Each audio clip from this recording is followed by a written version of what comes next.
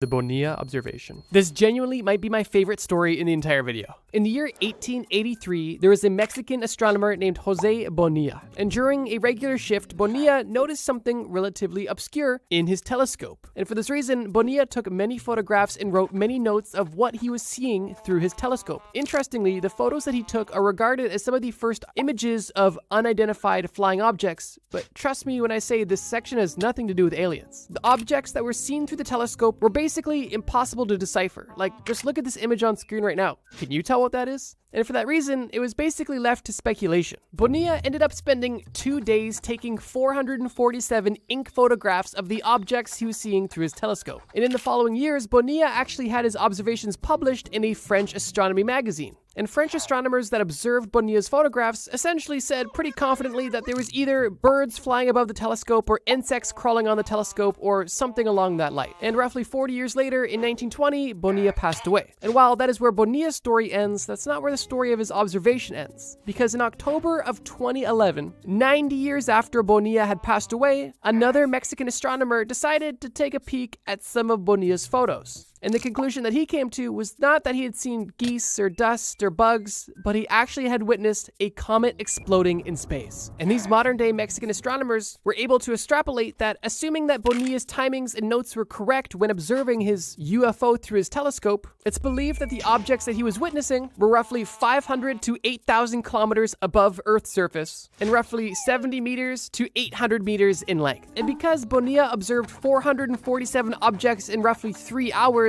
and over 3,200 objects in a 25-hour period, the modern-day astronomers estimated that the original comet before it exploded had a mass that was roughly equivalent to 8 times of Halley's Comet. But they not only estimated the size of the original comet, but also said that if any of the fragments of this broken comet had impacted with the Earth, it would have likely been the equivalent of 3,275 Tunguska events in 2 days. And if that means nothing to you, then just understand that the Tunguska event was a massive explosion roughly 3 to 50 megatons in size that took place in Russia in 1908. That singular explosion alone was significant. But what these astronomers are claiming is that if these comet fragments that flew extremely close to the Earth had impacted with the Earth, it would have resulted in an explosion over 100,000 megatons in size, causing something they called, quote, probably an extinction event. And while the thought of this story is absolutely terrifying, I also kind of love the implications.